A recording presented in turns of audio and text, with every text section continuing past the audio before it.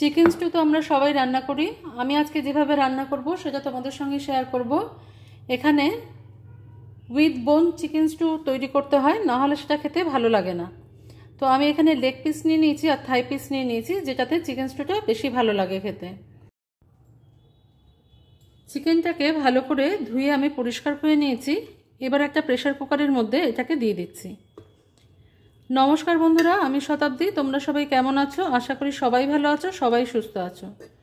তো এই শীতকালে মাঝে মধ্যে চিকেন স্টু খেতে খারাপ লাগে না। তো আজকে আমি সেটাই তোমাদের সঙ্গে শেয়ার করব। শীতে এখন প্রচুর সবজি পাওয়া যায়, নিজেদের পছন্দ মতন আর পরিমাণ মতন সেটা নিয়ে নেবে। আমি এখানে বিনস দিয়ে দিলাম, আলু দিয়ে দিলাম, এগুলো সব আমি কেটে পরিষ্কার করে রেখেছি, নাহলে ভিডিওটা অনেক বড় হয়ে যাবে। এটা হচ্ছে ওলকপি। ওলকপিটা অনেকে চিনে থাকবে, না চিনে থাকলে আমি একটা দেখিয়ে দিচ্ছি কীরকম দেখতে হয়।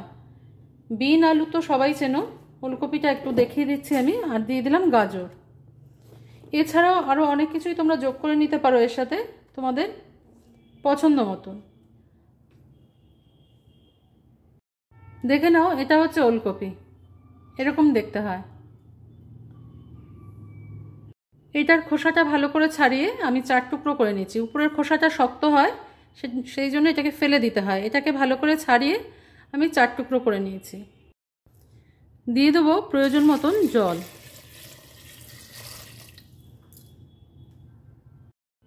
আমি বড় গ্লাসে 1.5 গ্লাস মতন জল এখানে অ্যাড করলাম।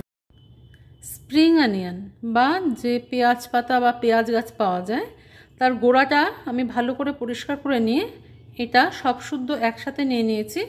এটা তোমাদের দেখাবার জন্য রেখেছি, বাকিটা আমি নিয়ে নিয়েছি। এবার আমি এটার মধ্যে দেখো এগুলো যোগ করে দিলাম।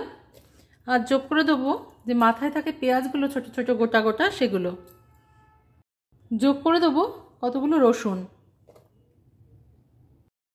যোগ করে দেবো, কিছুটা পরিমাণ আদা কুচি যোগ করে দেবো, কয়েকটা শুকনো লঙ্কা, কয়েকটা তেজপাতা। আমার হাতটা অবশ্যই ভালো করে ধোয়া আছে, কারণ এটা একটা হেলদি হ্যাবিট। কতগুলো গোলমরিচ, গোটা গোলমরিচ আমি যোগ করে দিলাম এর মধ্যে। এটা হচ্ছে দারচিনি, কয়েক দানা ছোট এলাচ, আর দিয়ে দেবো হচ্ছে লবঙ্গ।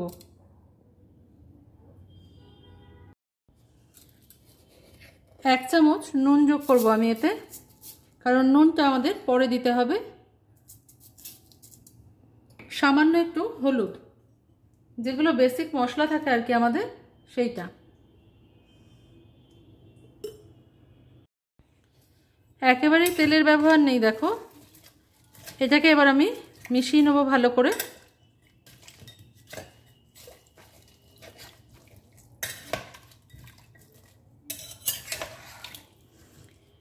তোমরা কেউ যদি চাও তাহলে কিন্তু এর মধ্যে একটুখানি কাঁচা লঙ্কার ব্যবহার করতে পারো, আমি এখানে করলাম না।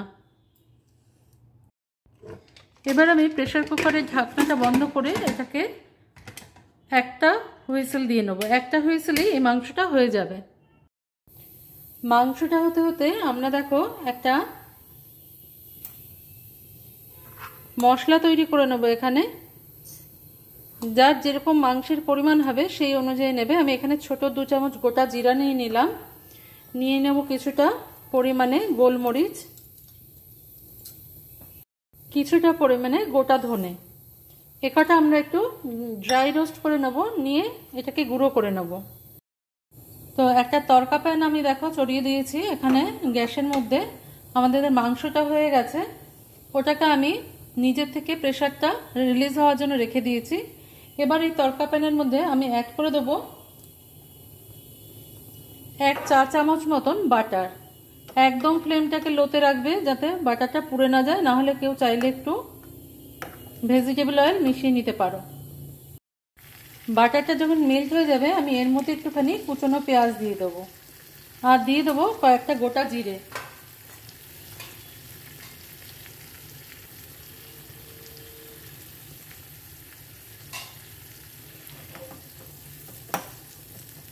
বাটারের মধ্যে যখন পেঁয়াজটা ভাজা হয় তখন তার একটা সুন্দর স্মেল বেরোয়। তো এটাকে আমি একটু লালচে করে নেব, একদম লোতে রাখতে হবে এই সময় ফ্লেমটাকে।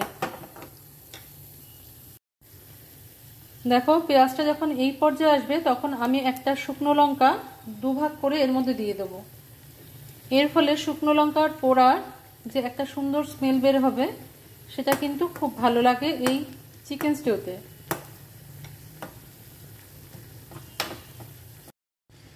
দেখো পেঁয়াজটা আমার লাল করে ভাজা হয়ে গেছে, চাইলে তোমরা আরেকটু ভেজে নিতে পারো।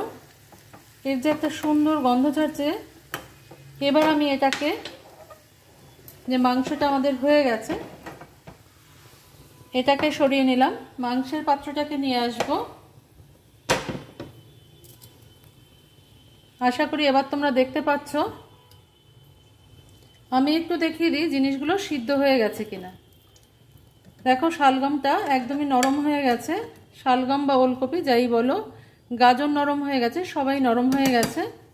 এবার আমি এটাকে খুব তাড়াতাড়ি এটার মধ্যে মিশিয়ে দেবো।